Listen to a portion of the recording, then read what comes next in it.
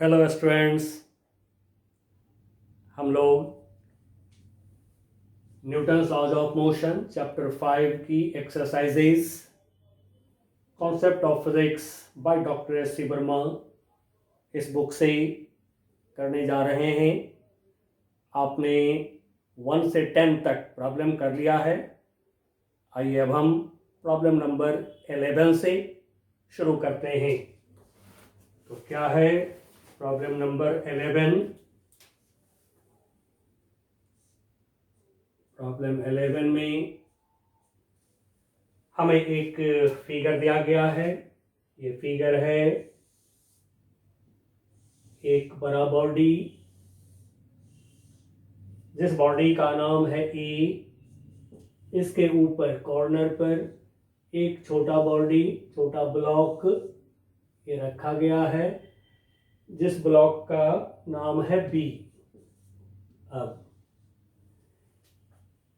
10 Newton की force ये लगाए जा रहे हैं इधर से। मैं इसको F बोल दे रहा हूं। This is 10 Newton. अब ये जो सरफेस है नीचे की, ये सरफेस क्या है? चलिए प्रॉब्लम को पढ़ते हैं। A small block B is placed on another block A of mass 5 kg and length 20 centimeter. Initially, the block B is near the right end of the block A, figure 5E3. A constant horizontal force of 10 Newton is applied to the block A. All the surfaces are assumed frictionless. Find the time elapsed before the block B separates from block A.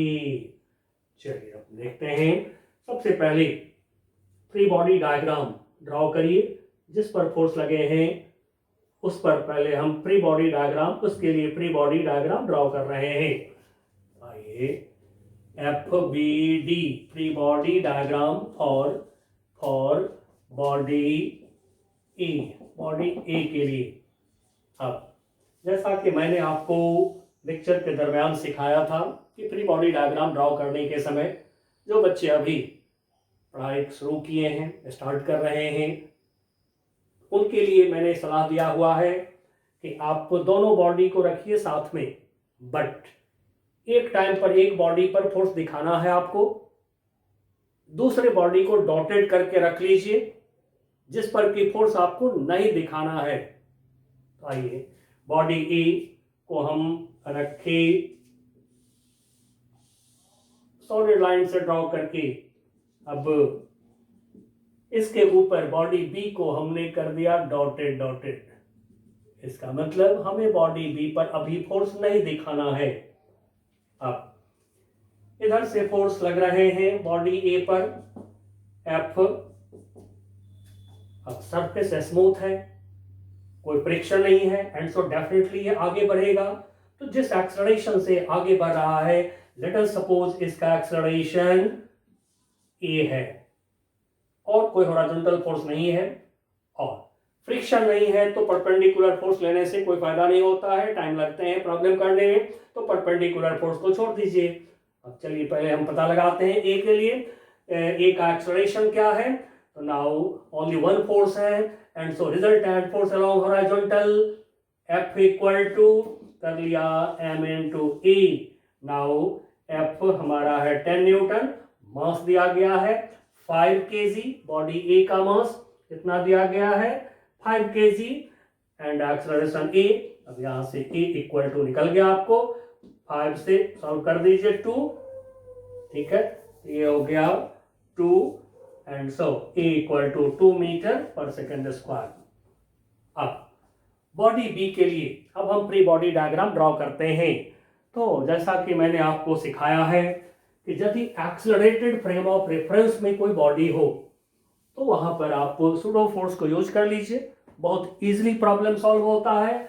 और pseudo force कैसे use करें हमने आपको सिखाया है, ठीक है। आपको सारे प्लेलिस्ट मिल जाएंगे, मैं लिंक दे रहा हूं, वैसे तब आप जान चुके हैं ऑलरेडी। तो ये है स्मॉल लेटर में ठाकुर सर, यूट्यूब पर गूगल पे टाइप करिए, आपको मिल जाएंगे। लॉज ऑफ मोशन के प्लेलिस्ट, वहां पर सूडो फोर्स जो हमने आपको पढ़ाया है आप उसको देखिए। तो चलिए अब बॉडी बी के लिए हम ड्रॉ कर रहे हैं free body diagram, FBD for body B के लिए। अब हम बॉडी ए को डॉटेड कर दिया। हमें पता रहेगा कि जो डॉटेड है इस पर हमें फोर्स अभी नहीं दिखाना है, और जिस पे फोर्स दिखाना है उसको हमने सॉलिड लाइन से ड्रॉ कर लिया, ताकि हमें पता रहेगा कि इस पर हमें फोर्स दिखाना है। बॉडी बी, अब बॉडी बी पर फोर्स दिखाते हैं, लेकिन अब बॉडी बी जो है एक्सेलरेटेड फ्रेम में है। फ्रेम ऑफ रेफरेंस ये हो गया, जिस जगह पर कोई ऑब्जेक्ट होता है वो फ्रेम ऑफ रेफरेंस होता है ऑब्जेक्ट का। तब ये जो फ्रेम ऑफ रेफरेंस है, ये जो जगह है, इसकी एक्सेलरेशन है ए। अब आप क्या करिए, ऑब्जर्वर को बैठाइए पहले इस फ्रेम के ऊपर, क्योंकि जैसा कि हमने सिखाया है सूडो फोर्स लगाने का तरीका, कि ऑब्जर्वर को आप जो है बैठा देंगे पहले एक्सेलरेटेड फ्रेम ऑफ रेफरेंस में। अब ये ऑब्जर्वर ये क्या करेगा, सूडो फोर्स ड्रॉ करेगा, सूडो फोर्स को दिखावेगा इसके ऊपर, किधर, फ्रेम ऑफ रेफरेंस की जो एक्सेलरेशन है उसके अपोजिट। ये हो गया FP, सूडो फोर्स FP। अब और कोई हॉरिजॉन्टल फोर्स नहीं है, स्मूथ सरफेस है, नो फ्रिक्शन। अब देखिए कि ऑब्जर्वर क्या कहेगा, एक फोर्स लग रहा है तो बॉडी चलेगा। अब जो ऑब्जर्वर के रेस्पेक्ट में एक्सेलरेशन है बॉडी का, उसको हमने A' सपोज कर लिया। ऑब्जर्वर के रेस्पेक्ट में जो इनिशियल वेलोसिटी है बॉडी का u इक्वल टू 0, क्योंकि रेस्ट से बॉडी स्टार्ट हो रहा है, ऑब्जर्वर देख रहा है, तब A' का पता लगा लीजिए। फिर ऑब्जर्वर देखेगा यहां से यहां तक बॉडी चला, कितना डिस्टेंस चला, s इक्वल टू कितना है 20 सेंटीमीटर, 0.2 मीटर चला ऑब्जेक्ट। और यहां से फिर आगे जो है ये गिर भी सकता है, या फिर मान लीजिए कि लेंथ कितना है 20 सेंटीमीटर। इनिशियली ब्लॉक भी दिए गए हैं, कांस्टेंट हॉरिजॉन्टल फोर्स दे दिया गया है। All the surface assume fiction, find the time relapse before the block separates. Yes, block separate हो रहा है, तो ब्लॉक सेपरेट हो रहा है मतलब कि 20 सेंटीमीटर चल रहा है। तब बॉडी बी पर हम दिखा रहे हैं फोर्स FP, एक force equal to body B का mass into acceleration A' according to observer. Acceleration लेते हैं m इंटू ए में। अब FP सूडो फोर्स का value, mass of object, acceleration of frame of reference. याद होगा सूडो फोर्स का वैल्यू क्या होता है, mass of object into acceleration of frame of reference. Now ये हो गया M', m से m कैंसिल हो गया, ठीक है। Now A' equal to, therefore A' equal to ये हो गया ए का वैल्यू कितना आया है 2 metre per second square, 2 metre per second square.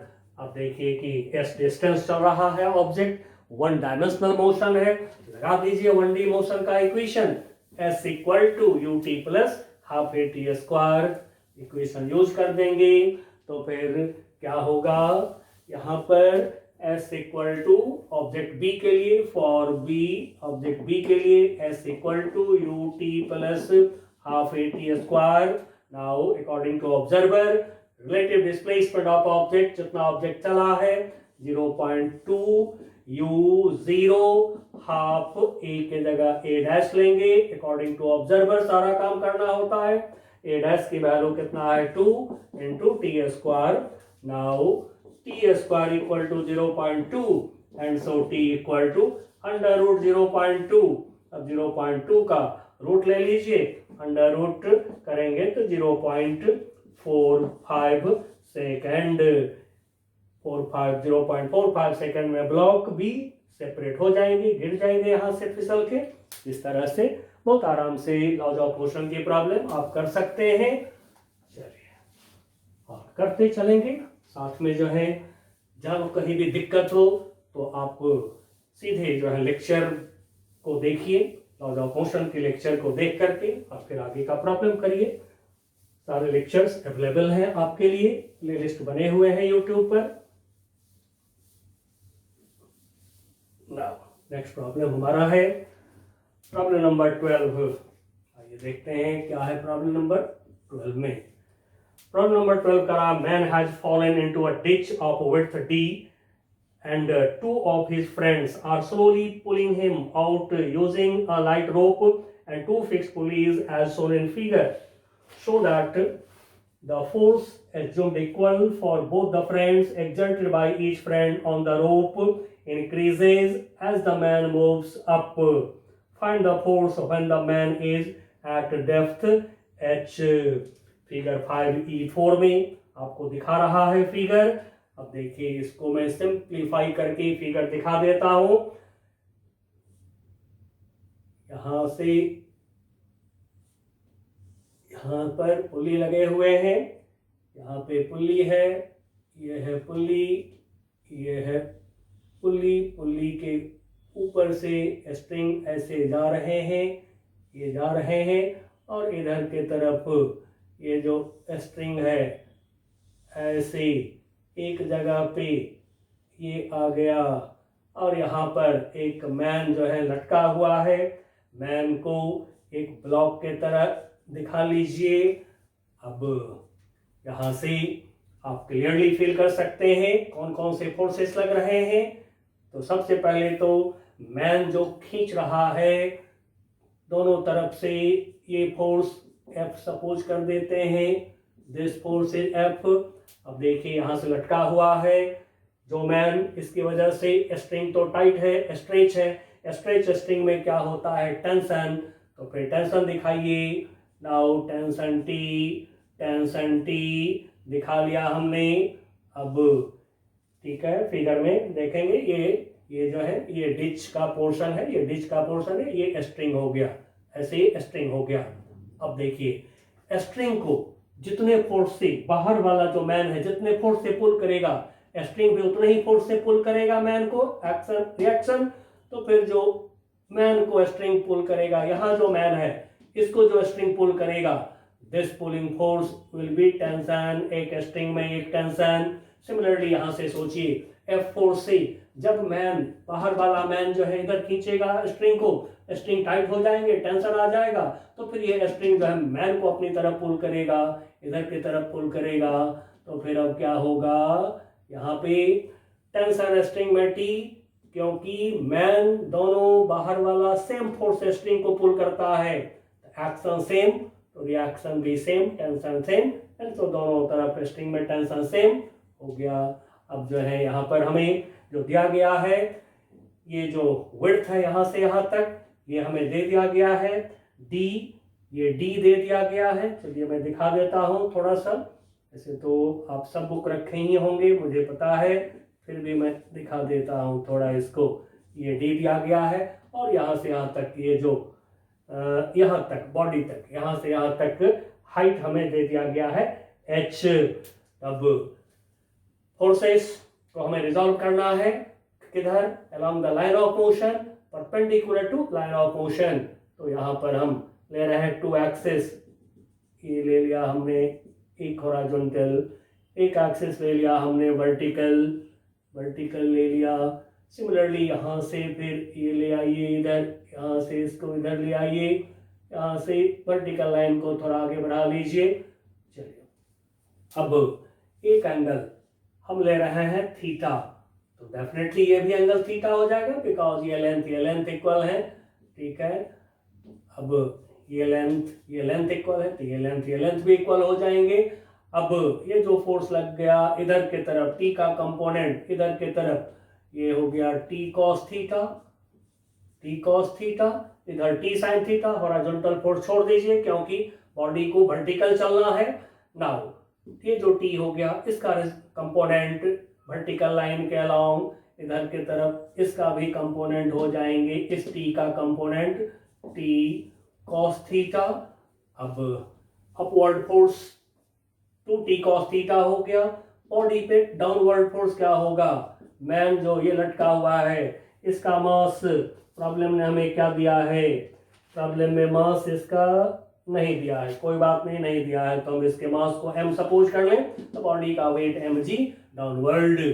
अब देखिए ये है d, तो फिर यहाँ से यहाँ तक ये हाफ डिस्टेंस, ये राइट एंगल ट्रायंगल बन गया, ये हाफ डिस्टेंस यहाँ से यहाँ तक क्या होगा d/2 ये हो गया। फिर यहाँ से यहाँ तक ये हाइट ये दे रखा है प्रॉब्लम आपको कितना h दे रखा है, ये जो यहाँ से यहाँ तक हाइट है ये है h, तो फिर ये लेंथ क्या होगा, ठीक है ये वाली लेंथ क्या होगा, चलिए मैं यहाँ पर क्लियर कर दे रहा हूँ। अब पाइथागोरियन थ्योरम लगाइए, तो फिर यहाँ से देखिए ये d/2 है ये h है, and so this length hypotenuse equal to under root of क्या होगा h² प्लस d/2 का स्क्वायर, h² प्लस d/2 का स्क्वायर, d²/4। अब क्लियर है कि वर्टिकली कोई एक्सेलरेशन नहीं है, acceleration of the block is 0, and so upward force equal to downward force. Upward force हो गया t cos theta plus t cos theta 2t cos theta, downward force हो गया हमारा mg। Now 2t cos theta की value रखते हैं, cos theta equal to h upon under root of h² plus d²/4 equal to mg। अब हमें चाहिए t, क्योंकि जितना t फोर्स स्ट्रिंग में होगा टेंशन उतना ही फोर्स से बाहर वाला मैन खींचेगा, तो F इक्वल टू टी, इसलिए t हमें चाहिए। तो नाउ t इक्वल टू कर लेते हैं cross multiply, mg under root of h² plus d²/4 upon में आ गया नीचे 2h। अब इसको फर्दर आप सॉल्व करना चाहते हैं, ठीक है, आंसर को टैली करना चाहते हैं, तो फिर आप h को ले जाइए अंदर या फिर h² कॉमन ले लीजिए, कुछ इस तरह से जैसे भी अब आपको सॉल्व करना हो, आंसर मैच करना हो, तब इसको सॉल्व करेंगे फर्दर। तो चलिए थोड़ा मैं भी सॉल्व करता हूं इसको। mg under root of 4h² plus d²/2 को मैं ये छोड़ दिया, h बाहर, ठीक है रहने दीजिए। अब 4h² plus d²/4, 4 divide by 4 का रूट निकल जाएगा, तो यहाँ से इस 4 का रूट निकाल लेते हैं 2, तो ये बाहर आ जाएगा 2, बाहर आ गया 2। नाउ कितना हो गया mg upon 4h under root में बच गया हमारे पास 4h² प्लस d², या इसको लिख दें d² plus 4h²।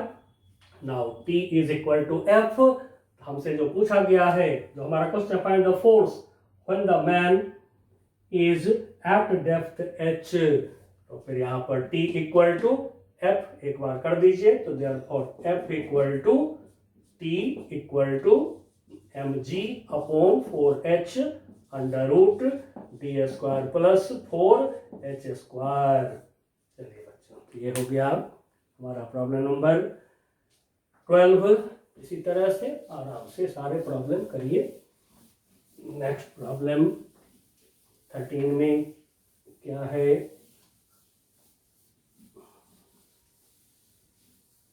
Next problem number 13 में an elevator shown in figure is descending with an acceleration 2 meter per second square. The mass of block A is 0.5 kg. What force is exerted by block A on the block B? Figure हमें दिया गया है, एक elevator है, elevator के अंदर 2 blocks हैं, फिर ये आ गया एक्सेलरेटेड फ्रेम का प्रॉब्लम। तो जैसा कि बच्चों मैंने आपको सिखाया है, सूडो फोर्स लगा के करिए, बहुत इजी लगेगा। नाउ एक ब्लॉक है ब्लॉक बी है, दूसरा ब्लॉक है ब्लॉक ए, 2 ब्लॉक्स हैं। अब जो एक्सेलरेशन दिया गया है ये डाउनवर्ड एक्सेलरेशन है, फ्रेम ऑफ रेफरेंस हो गया ये ब्लॉक के लिए, बॉडी के लिए, ठीक है। तो फ्रेम ऑफ रेफरेंस का एक्सेलरेशन को मैं ए सपोज कर रहा हूं 2 मीटर पर सेकंड स्क्वायर। अब जो मास ऑफ ब्लॉक ए है, ब्लॉक ए का मास, इसका मास आपको दे दिया गया, लेट अस सपोज m, अब ये m का वैल्यू है कितना, मास ऑफ ब्लॉक है 0.5 kg, 0.5 kg। अब ये जो फ्रेम ऑफ रेफरेंस एलिवेटर ये चल रहा है डाउनवर्ड, इसके साथ में B चल रहा है डाउनवर्ड, A भी चल रहा है डाउनवर्ड, बट A पर हमें निकालना है B का फोर्स या फिर B पर निकालना है A का फोर्स, ठीक है। तो जितना A B पर लगावेगा एक्शन उतना ही B A पे लगावेगा रिएक्शन। तो A पर निकाल लीजिए, यहां पर कांटेक्ट में एक्शन या रिएक्शन जो भी बोलिए, ये फोर्स निकाल लीजिए। तो अब देखिए बॉडी A जो है accelerated frame of reference, body B elevator एक साथ चल रहा है A एक्सेलरेशन से। तो एक्सेलरेटेड फ्रेम ऑफ रेफरेंस में बॉडी A है, तुरंत ऑब्जर्वर बैठाइए, लिया हमने एक ऑब्जर्वर, बैठा दिया उसको फ्रेम ऑफ रेफरेंस में यानी एलिवेटर में बैठा दिया। अब ये कहेगा इस पर सूडो फोर्स लगाओ, किधर, फ्रेम ऑफ रेफरेंस के एक्सेलरेशन के अपोजिट, लगा दिया pseudo force FP pseudo force, और सूडो फोर्स का मैग्नीट्यूड कितना होता है, m into e mass of object, acceleration of frame of reference. अब देखिए बॉडी A का वेट mg डाउनवर्ड, अब बॉडी A B को पुश कर रहा है डाउनवर्ड, ठीक है। मान लीजिए R फोर्स से, सपोज R फोर्स से बॉडी A B को पुश किया डाउनवर्ड एक्शन, तो बॉडी B ऊपर की तरफ A को पुश करेगा इक्वल फोर्स ऑफ रिएक्शन से। नाउ ऑब्जर्वर से पूछिए क्या बॉडी आपका चल रहा है, कहेगा नो, बॉडी रेस्ट में है, बॉडी A रेस्ट में है। तो ऑब्जर्वर के अकॉर्डिंगली बॉडी A का एक्सेलरेशन क्या होगा, A डैश मैंने सपोज कर दिया relative to this observer, body is at rest, तो बॉडी का एक्सेलरेशन क्या होगा, 0। अब ऑब्जर्वर क्या कहेगा, क्या एक्सेलरेशन 0 है, and so upward force equal to downward force. अब लिया हमने शॉर्ट स्टेप, ठीक है। जब एक्सेलरेशन किसी का 0 होता है, आपने कई बार ये काम कर लिया, अब upward force equal to downward force, and so since A dash acceleration of block relative to observer is 0, and so upward force m into A plus R equal to downward force mg। अब हमें चाहिए R equal to m g minus m a, m ले लिया common, g minus a। Now mass of object is 0.5, g ले लेते हैं 10 minus a कितना है 2। Now this equal to 0.8 into 0.5 into 8 equal to हो गया 4 न्यूटन। अब देखिए यही R force body A B पर लगावेगा, तो हमारा फोर्स किस पर चाहिए, what is force exerted by block A, तो फिर force exerted by block A on B will be equal to R, ठीक है, कितना 4 न्यूटन। इस तरह से सूडो फोर्स आप लगा करके एक्सेलरेटेड फ्रेम की प्रॉब्लम को करिए, एकदम इजी क्विक सॉल्व होगा। और थोड़ा शॉर्ट स्टेप अब हम लोग लेंगे, एक्सेलरेशन 0 होने पर upward force equal to downward force करिए, थोड़ा टाइम की बचत होगी, ठीक है। बेसिक से बहुत प्रॉब्लम कर लिए हम लोग। प्रॉब्लम 14 में क्या है, 14 में करा के pendulum Bob 50 gram is suspended from the ceiling of elevator. बहुत एलिवेटर की प्रॉब्लम दिए हैं, चलिए कोई नहीं, सबको एक ही ढंग से आप भी ट्रीट करते जाइए फटाफट, ठीक है। ये एलिवेटर ले लिया, इसमें कोई ब्लॉक सस्पेंडेड है, ब्लॉक का मास m सपोज कर लिया, ठीक है। ब्लॉक का मास कितना है 50 ग्राम, 50 ग्राम अपॉन 1000 किलोग्राम कितना हो जाएगा, 5 से इसको सॉल्व कर दीजिए तो 20 किलोग्राम हो गया, केजी, ठीक है, किलोग्राम, ओके, किलोग्राम में कन्वर्ट कर लीजिए, SI यूनिट में काम करिए। नाउ अब आगे क्या दिया है हमें, ceiling of elevator, find the tension in string, string में टेंशन चाहिए हमें, जैसा कि हमें पता है बॉडी का वेट mg डाउनवर्ड, स्ट्रिंग में tension is pulling force, tension तो पुल करता है अपनी तरफ, स्ट्रिंग की टेंशन क्या करता है, बॉडी को अपनी तरफ पुल करता है, तो फिर ऊपर की तरफ टेंशन को T सपोज कर दिया। अब ये T निकालना है, अब इसमें कई पार्ट्स हैं, चलिए पार्ट ए में आइए, पहले पार्ट ए में हम आ रहे हैं, नाउ आ रहे हैं पार्ट ए में, goes up with acceleration 1.2 metre per second square. ये एलिवेटर जो है ऊपर की तरफ जा रहा है, एक्सलरेशन ए, अब ए का वैल्यू है 1.2 metre per second square. बैठाइए observer को, एक्सेलरेटेड फ्रेम में ऑब्जेक्ट आ गया, तुरंत ऑब्जर्वर को बैठा दीजिए फ्रेम के अंदर। ये ऑब्जर्वर कहेगा सूडो फोर्स इस पर नीचे की तरफ होगा, फ्रेम का एक्सेलरेशन ऊपर, सूडो फोर्स हो जाएगा नीचे, कितना होगा, pseudo force equal to mass of object acceleration of frame of reference. अब पूछिए ऑब्जर्वर से, क्या ये ब्लॉक चल रहा है, कहेगा नो। तो जब ये ब्लॉक ऑब्जर्वर के रेस्पेक्ट में नहीं चल रहा है तो ऑब्जर्वर के रेस्पेक्ट में इसका एक्सेलरेशन ऑब्जर्वर क्या बोलेगा, equal to 0, A dash acceleration of block relative to observer A dash equal to 0। अब देखिए अकॉर्डिंग टू ऑब्जर्वर एक्सेलरेशन 0 है तो ऑब्जर्वर कहेगा upward force equal to downward force कर दो, क्योंकि एक्सेलरेशन 0 है तो one side force equal to opposite side force. And so T equal to क्या होगा, mg प्लस ma, ले लीजिए m common, g plus a ले लें। मास इज 1/20, g की वैल्यू 9.8 ले लेता हूँ, प्लस a का वैल्यू 1.2 हो गया। नाउ इसको सॉल्व कर दीजिए, 1/20 इंटू कितना होगा 11, नाउ 0.55 न्यूटन। पार्ट बी में आइए, बी पार्ट में क्या है, पार्ट बी में क्या पूछा गया हमसे इन पार्ट बी, इसको हटा लें, हम लोग क्लियर कर लें सारे पार्ट में, बस दिखाते चलिए ऑब्जर्वर, निकालते चलिए। बी पार्ट में क्वेश्चन हमारा है goes up with डेसिलरेशन 1.2 metre per second square. अब ये है हमारा एलिवेटर, अब ये एलिवेटर की सीलिंग से बॉल लटका हुआ, पेंडुलम लटका हुआ, इसका वेट mg, स्प्रिंग में टेंशन को मैं T डैश कर दे रहा हूं।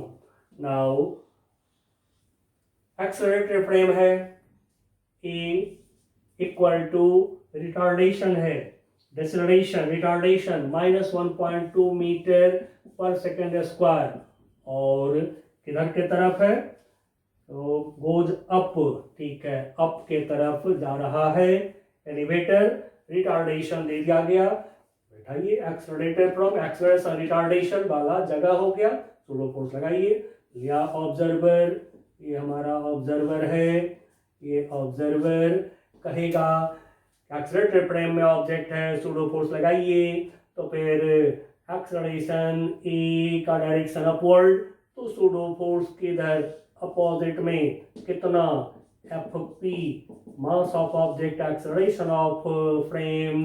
अब ऑब्जर्वर कहेगा the pendulum is at rest, so its acceleration relative to observer is 0, so upward force equal to downward force, so T dash equal to mg plus ma। Now m ले लिया हमने common, ये हो गया g plus a। Now m का value रखिए 1/20 रख लिया, g की वैल्यू 9.8, अब a का वैल्यू -1.2 कर दीजिए। नाउ इसको सॉल्व करिए, तो ये हो गया आपको 1/20 मल्टीप्लाई, ये हो गया 8 - 2 6 हो गया, ये 8.6। Now this will be equal to 0.43 newton, tension in string 0.43 newton. ठीक है बच्चों, upward force T dash equal to downward force कर दिया, ठीक है, ए फ्रेम का एक्सेलरेशन, तो सूडो फोर्स हमारा हो गया कितना m into A, upward force equal to downward force, क्योंकि ऑब्जर्वर के रेस्पेक्ट में ब्लॉक क्या है, रेस्ट में, acceleration 0, and so one side force opposite side force equal. Next part C में आ जाएं, पार्ट सी में क्या है, पार्ट सी पार्ट में है क्वेश्चन हमारा goes up with uniform velocity. अब ये एलिवेटर जो है ऊपर के जा रहा है, यूनिफॉर्म वेलोसिटी इसका, पेंडुलम सस्पेंडेड है, वेट पेंडुलम के बॉब का mg, स्ट्रिंग में टेंशन मान लीजिए इसको हमने T1 बोल दिया। अब एक्सेलरेशन फ्रेम ऑफ रेफरेंस का 0, लिफ्ट का एक्सेलरेशन 0, क्योंकि वेलोसिटी है कांस्टेंट। जब भी होता है कांस्टेंट तो एक्सेलरेशन क्या होता है 0। तो फिर यहाँ पर कोई ऑब्जर्वर नहीं लेना है हमें। अब नॉन एक्सेलरेटेड हम नहीं है, बिना एक्सेलरेशन का जगह हो गया तो ऑब्जर्वर मत बैठाइए। अब आप सीधे बाहर से देख लीजिए, ठीक है। Upward force equal to downward force, क्योंकि एक्सेलरेशन 0 है तो फिर T1 equal to mg। m mass कितना 1/20, g 9.8 ले लें तो कितना हो जाएगा 0.49 न्यूटन। चलिए नेक्स्ट पार्ट डी में आते हैं। पार्ट डी में क्या है, डी में goes down with acceleration 1.2 metre per second square. अब ये जो हमारा एलिवेटर है, दिस इज एलिवेटर। अब ये इसमें पेंडुलम लटका है और ये जा रहा है नीचे 1.2 मीटर पर सेकंड स्क्वायर से। बॉडी का वेट दिखाया mg। स्ट्रिंग में टेंशन कुछ बोलते हैं, मान लीजिए T2 बोल दिया टेंशन। अब एक्सेलरेशन फ्रेम के पास में acceleration, and so accelerated frame में ऑब्जेक्ट, सूडो फोर्स लगा लीजिए। ऑब्जर्वर बैठाइए पहले। ऑब्जर्वर बोलेगा एक्सेलरेशन फ्रेम का नीचे तो सूडो फोर्स इसके अपोजिट कितना m into e। अब ऑब्जर्वर से पूछिए क्या ये चल रहा है, तो कहेगा नहीं, ये तो रेस्ट में है।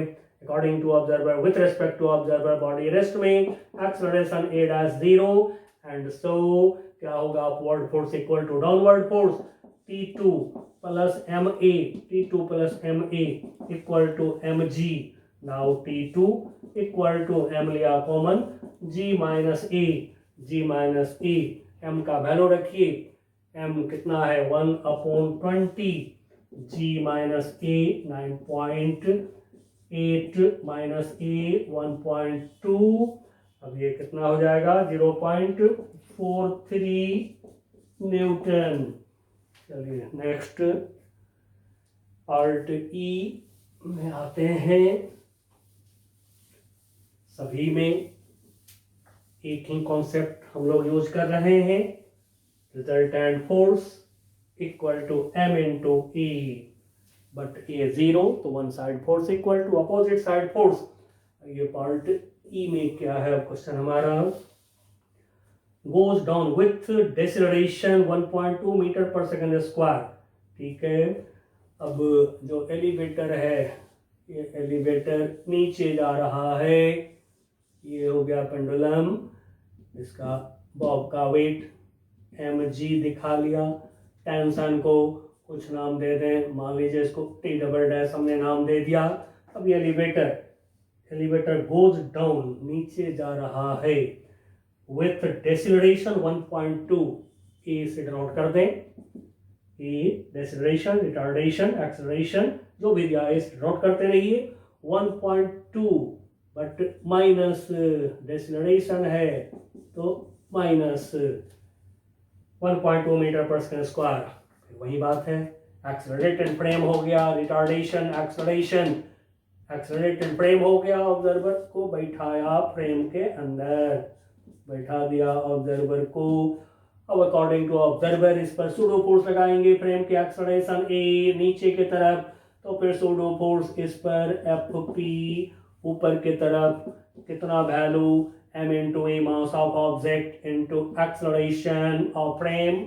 अब ऑब्जर्वर के अकॉर्डिंगली बॉडी तो रेस्ट में है, a dash according to observer से पूछ लीजिए, क्योंकि सूडो फोर्स जब यूज करेंगे तो अपने अकॉर्डिंगली काम नहीं कर सकते हैं।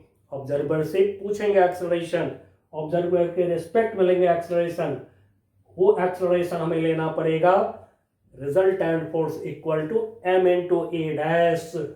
अब a डैश 0, एक्सेलरेशन 0 बॉडी का, तो upward force equal to downward force, तो T" plus ma upward force equal to downward force equal to mg। Now T" equal to, इसको ले जाइए दूसरे तरफ, m g minus m a, now m ले लिया common, g minus a, now value रखते हैं, एम का वैल्यू 1/20, जी 9.8, अब ए का वैल्यू रखेंगे -1.2, तो -1.2 माइनस प्लस हो जाएंगे 1.2, नाउ दिस इक्वल टू कितना हो गया 11/20, 0.55 न्यूटन। आइए बच्चों, एक पार्ट और है एफ, एक पार्ट इसमें और है, पार्ट एफ। क्या है पार्ट एफ में, प्रॉब्लम नंबर 14, पार्ट एफ। अब इसमें है क्वेश्चन आपका, goes down with uniform velocity, बस वेलोसिटी यूनिफॉर्म, एक्सेलरेशन 0, एलिवेटर की एक्सेलरेशन है 0। अब इसमें टंगे हुए हैं पेंडुलम, पेंडुलम की बॉब का मास m, तो 8 mg, स्ट्रिंग में टेंशन, अब इसको मैं T3 बोल दे रहा हूँ, कोई भी सिंबल दे सकते हैं, टी भी बोल दीजिए, कोई बात नहीं है। नाउ अब क्या देख रहे हैं, इस फ्रेम का एक्सेलरेशन है 0, एंड सो बाहर से अब हम देखेंगे, एक्सेलरेटेड फ्रेम नहीं है अब ये, तो बाहर से देखिए, तो फिर कोई बाहर का ऑब्जर्वर क्या कहेगा, यही कहेगा कि बॉडी में कोई एक्सेलरेशन नहीं है, ठीक है। तो फिर upward force equal to downward force, तो T3 equal to mg, now m कितना 1/20, जी लीजिए 9.8, नाउ ये हो गया 0.49 न्यूटन। इस तरह से आप सारे पार्ट्स को कर लिए और एकदम सिंपल कॉन्सेप्ट रखिए, accelerated frame, non inertial frame मिले तो ऑब्जर्वर को बैठा के एक्सेलरेशन वाली जगह में यदि ऑब्जेक्ट होता है, non inertial frame of reference में यदि ऑब्जेक्ट होता है, सूडो फोर्स का यूज करिए ऑब्जर्वर बैठा के, बहुत आसानी से सॉल्व होगा। ये प्रॉब्लम नंबर 15 में देखें क्या है, a person is standing on a weighing machine placed on the floor of an elevator. The elevator starts going up with some acceleration, moves with uniform velocity for a while, and finally decelerates to a stop. The maximum and minimum weights recorded are 72 kg and 60 kg. Assuming that the magnitude of acceleration and the deceleration are the same, find part A true weight of the person and part B the magnitude of the acceleration. Take G 9.9 metre per second square.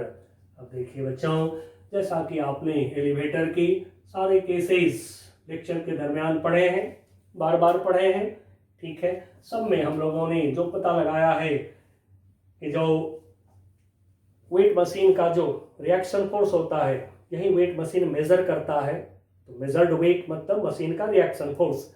तो machine के reaction force जैसा कि आपने elevator के lecture के दरमियान आपने सीखा था, मशीन डाल के हम लोगों ने इसको सीखा था, तो जो मैक्सिमम वेट है यानी कि मशीन की रिएक्शन, ये है weight read by weight machine, this is maximum equal to कितना mg प्लस ma, ठीक है। और कब हुआ है mg प्लस ma, याद होगा आपको, जब एलिवेटर ऊपर जाते हैं, ठीक है, तो मशीन की reaction force mg plus ma। अभी भी देखें कि जब एलिवेटर ऊपर गया है तो t इक्वल टू क्या हुआ mg प्लस ma। नाउ अब ये वैल्यू आपको दे दिया गया है कितना, मैक्सिमम 72 kg, 72 kg। अब देखिए कि फोर्स kg में, तो आप न्यूटन बना लीजिए, इनटू 9.8 या g लगा लें, बट यहाँ 9.9 बोला है प्रॉब्लम आपको, g का वैल्यू, ठीक है। तो kg वेट, फोर्स का यूनिट kg वेट यदि है तो g से मल्टीप्लाई करेंगे, न्यूटन बना लेंगे। तो एक इक्वेशन ये हो गया हमारा, ठीक है। दूसरे इक्वेशन मिनिमम, अब मिनिमम जैसा कि आपको याद होगा अभी भी निकाले हैं कि जब डाउनवर्ड चलता है एलिवेटर तो उस समय जो टेंशन होते हैं, या मशीन लगा दीजिए उस पर बॉडी डालिए, तो रिएक्शन फोर्स जो होते हैं that is mg minus ma, or minimum is mg minus ma equal to कितना दिया है, ये दिया है 60 kg, 60 इंटू जी, जी 9.9, 9.8 नहीं लेंगे, 9.9 इक्वेशन नंबर 2 हो गया। बस अब इसको सॉल्व करना है, अब आप इसको जैसे सॉल्व करिए, आपकी मर्जी पर है। चलिए यदि हम इसको ऐड कर दें, ठीक है, यदि इसको हम ऐड कर दें तो फिर हमें m मिल जाएगा, ठीक है, m मिल जाएगा, किसी में डाल दीजिएगा तो a मिल जाएगा। तो चलिए इसको ऐड करते हैं, ठीक है, या नहीं तो फिर सब्ट्रैक्ट कर दीजिए तो आपको a मिल जाएगा, अब जो मर्जी हो। पहले हमसे क्या पूछा है, ट्रू वेट, चलिए तो ट्रू वेट ही निकालते हैं, यानी mg हमें चाहिए।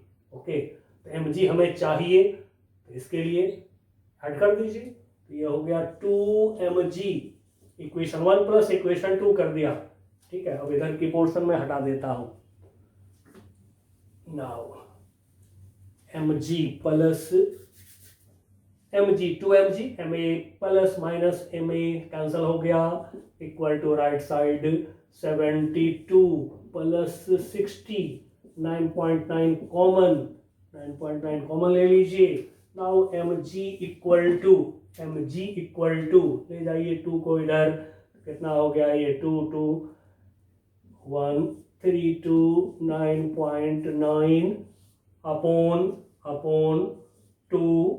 Now this is equal to, solve कर दीजिए, तो ये हो गया आपको 66 इंटू 9.9 न्यूटन, ये है true weight, this is true weight, ये निकल गया आपको 66, 9.9 न्यूटन।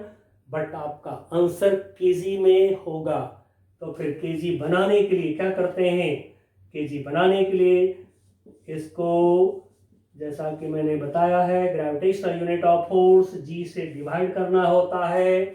अब जी की वैल्यू है हमारा कितना, 9.9, तो 9.9, जी की वैल्यू भी 9.9 कैंसल हो गया, ये आ गया 66 केजी, या केजी वेट लिखते हैं लोग, ठीक है, तो ट्रू वेट इज 66 केजी। अब आपको नेक्स्ट डिमांड है मैग्नीट्यूड ऑफ एक्सेलरेशन, तो ठीक है, mg मालूम हो गया है, तो फिर आप यहाँ से या फिर ऐसे भी निकाल सकते हैं, 1 माइनस 2 कर दीजिए, mg कैंसिल हो जाएगा, निकल जाएगा, या फिर m निकाल के, ठीक है ना, m इक्वल टू निकाल के डाल दीजिए, इसमें g का वैल्यू डाल दीजिए, ये निकल जाएगा। बहुत तरीका आप सामने में है, अब आपको जैसे सॉल्व करने का दिल करे, आप पर डिपेंड करता है, ठीक है। चलिए मैं इसको 1 में से 2 को माइनस कर देता हूँ, okay, equation 1 minus equation 2, mg minus mg cancel, ma minus minus ma, 2ma हो जाएंगे, 72 माइनस 60, ये हो गया आपको कितना 12, 9.9। नाउ a इक्वल टू ये हो गया आपको 12, 9.9 अपॉन 2m, 2 से इसको सॉल्व कर दें, 6 इंटू 9.9 अपॉन m। अब m हमें निकालना पड़ेगा, ठीक है, कोई बात नहीं, तो m निकालना होगा, क्योंकि m तो अननोन है। तो कोई भी इक्वेशन में mg का वैल्यू हम यदि रख लें, ठीक है, तो जो mg आया है ट्रू वेट, उससे भी आप m निकाल सकते हैं। चलिए एक बार वापस से, mg इक्वल टू आया है हमें 66g, तो g से g कैंसिल हो जाएगा, m8 हो गया 66 kg, न्यूटन बना दिया हमने, 66 kg वेट आया है आपको, वेट एक्चुअल वेट 66 kg को g से मल्टीप्लाई करके न्यूटन बना दिया हमने। काम हमेशा SI में करना है आपको, तो g से g कैंसिल हो गया, m 66 kg, अब ये मास हो गया, रख लीजिए इक्वेशन 6 में, तो फिर सॉरी इक्वेशन 3 में रखेंगे, तो फिर a equal to 6 into 9.9 upon 66 divide करें 11, अब ये हो गया 0.9 मीटर पर सेकेंड स्क्वायर। इस तरह से कभी अप्रोच लेते हैं, कोई इक्वेशन आपको पहले बन जाते हैं, और यदि उसमें ज़रूरत है तो थोड़ा वेट करें, थोड़ा और सॉल्व करें। कभी भी ये नहीं सोचेंगे ये सॉल्व नहीं होगा, ऐसा कभी नहीं सोचेंगे। यदि कॉन्सेप्ट है फिजिक्स में किसी के पास तो प्रॉब्लम डेफिनेटली सॉल्व होता है, ठीक है ना। तो जब भी कोई इक्वेशन बने और सॉल्यूशन तुरंत नहीं आवे तो बिल्कुल नहीं हेजिटेट करेंगे, हड़बड़ाएंगे नहीं, उसको काटेंगे नहीं। आप उसमें कोशिश करिए, देखिए कि हमको क्या चाहिए, ठीक है, उसको निकालिए, निकल जाएगा, बिल्कुल निकल जाएगा। चलिए अब आते हैं हम नेक्स्ट प्रॉब्लम पर। क्या है हमारा नेक्स्ट प्रॉब्लम? प्रॉब्लम नंबर 16 क्या करता है? नंबर 16 में, प्रॉब्लम नंबर 16 क्या है? प्रॉब्लम नंबर 16 में तो देखिए इसमें बोल रहा है problem, find the reading of spring balance shown in figure 5e6. The elevator is going up with an acceleration of g by 10. The pulley and spring are light and the pulley is smooth. एक हमें elevator दिखाया गया है, ये है elevator. Elevator के पास में acceleration है, ये एक्सेलरेशन बता रहे हैं g/10। एलिवेटर के एक्सेलरेशन को मैं ए बोल दे रहा हूँ, acceleration of elevator is g/10।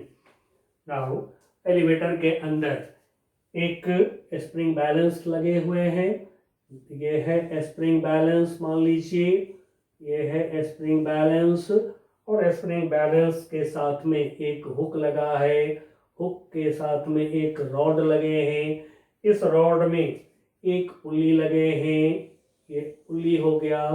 Pulley के ऊपर से एक बॉडी, दो बॉडी, एक बॉडी का मास मैं m1 बोल दे रहा हूँ, दूसरे बॉडी का मास मैं m2 बोल दे रहा हूँ। अब देखिए m1 m2 कितने हैं? तो m1 है हमारा, m1 इज 3 kg, m2 कितना है? m2 is 1.5 kg, 1.5 kg।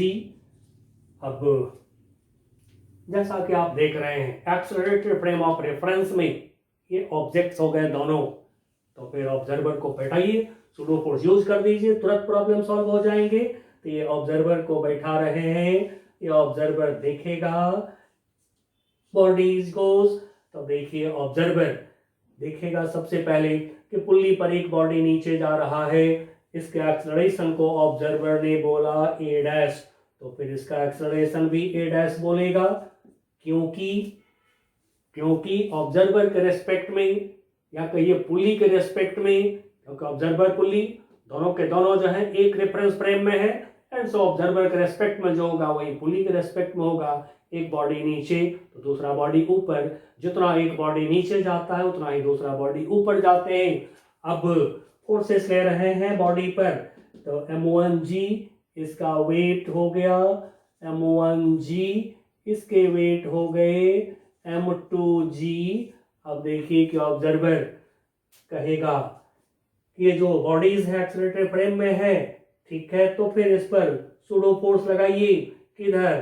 तो एक्सेलरेशन जो है फ्रेम ऑफ रेफरेंस का एक किधर है?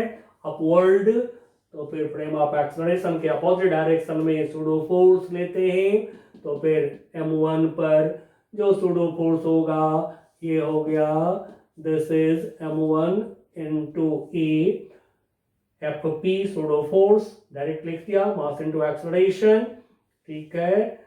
फिर m2 पर जो सूडो फोर्स होंगे ये हो जाएगा हमारा m2 into a, acceleration frame का अपवर्ड, सूडो फोर्स हो गया डाउनवर्ड।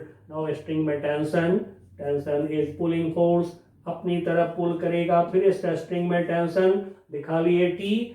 अब देखिए हमारा यहाँ पर टारगेट क्या है, इस रॉड में क्या टेंशन है ये निकालना होगा। तो यदि आप थोड़ा सा पुल्ली पर विचार कर लें, पुल्ली पर डाउनवर्ड फोर्सेस होंगे T, क्योंकि स्ट्रिंग में टेंशन T है, तो पुल्ली को एक स्ट्रिंग T फोर्स से पुल करेगा, दूसरा स्ट्रिंग भी T फोर्स से पुल करेगा। अब ये जो रॉड है पुल्ली जिससे लटके हुए हैं, इस रॉड में मान लीजिए T डैश है tension, mass of pulley is 0, pulley की मास है 0, तो फिर हम लेंगे जब रिजल्टेंट फोर्सफुली पे तो क्या होगा t dash minus 2t equal to m into a 0 and so t dash equal to क्या होगा 2t। अब यही टी डैश जो है यही टी डैश मशीन की रीडिंग होगा जो हमसे पूछा गया है। क्या पूछा गया है? Find the reading of spring balance, क्योंकि जितने फोर्स से स्प्रिंग बैलेंस इस रॉड को पुल करेगा एक्शन ये होगा टी डैश। मैं दिखा भी देता हूं टी डैश, इतने ही टी डैश फोर्स से ये जो रॉड है ये स्प्रिंग बैलेंस को पुल करेगा तो बैलेंस की रीडिंग तो वही होता है जितना फोर्स आप बैलेंस पे लगाते हैं या बैलेंस हम पर जितना फोर्स लगाता है। ठीक है, तो ये T dash reading of weight machine है जो 2t होगा, यही हमें चाहिए। अब इक्वेशन फॉर्म कर लीजिए।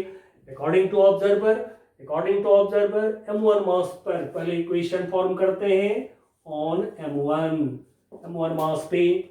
अब m1 मास जो है नीचे जा रहा है, ऑब्जर्वर देख रहा है नीचे जाते हुए, and so resultant for downward force बना लेंगे हम लोग m1g m1a, ये हो गया हमारा m1g plus m1a minus upward force t, tension in string t, total force निकाला according to observer, acceleration is a dash and so resultant force equal to ma dash.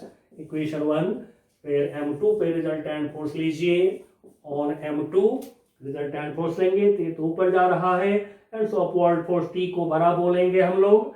ठीक है, अपवर्ड फोर्स t को बड़ा लेंगे तो फिर upward force t minus downward force m2g minus m2a equal to यहाँ mass m1 equal to mass m2 into acceleration a dash according to observer, इसका भी acceleration a dash. Equation number 2।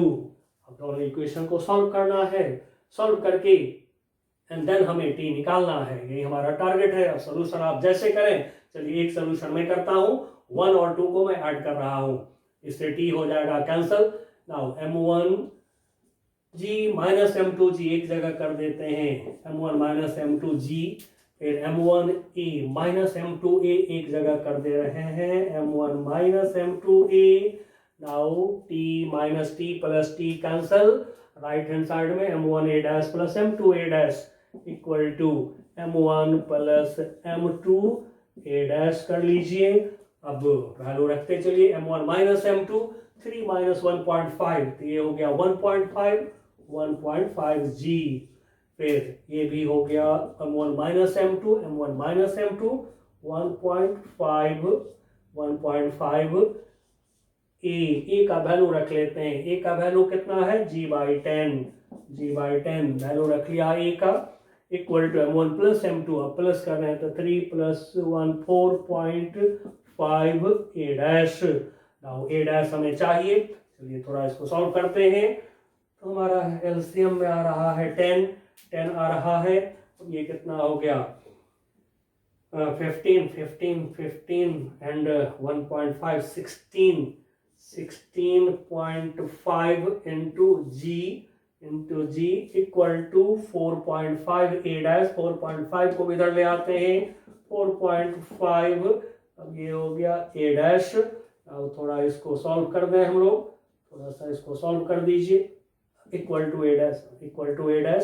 तो फिर इसको जरा सॉल्व करिए, पॉइंट हटा दें यहाँ से, ए डैश इक्वल टू यहाँ से इसको सॉल्व कर दें तो 9, इसको सॉल्व कर दीजिए तो कितना हो जाएगा, 5 से सॉल्व कर दें तो 5 33g,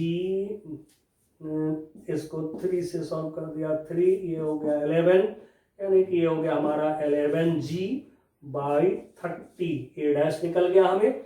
अब ए डैश निकल गया तो इक्वेशन 1 या इक्वेशन 2 किसी में डालिए, टी निकल जाएगा। चलिए फटाफट अब किसी एक इक्वेशन में डाल दीजिए। अब इक्वेशन 1 को हम यूज करते हैं, इक्वेशन 1 से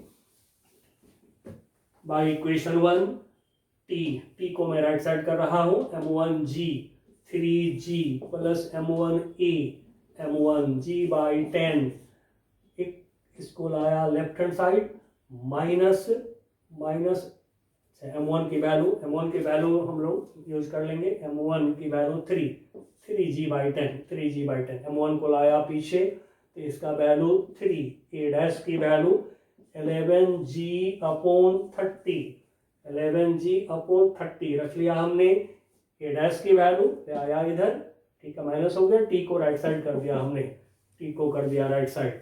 नाउ t इक्वल टू, अब इसको जरा सॉल्व कर दीजिए, ठीक है, एलसीएम ले लें, 30 एलसीएम में आ जाएगा।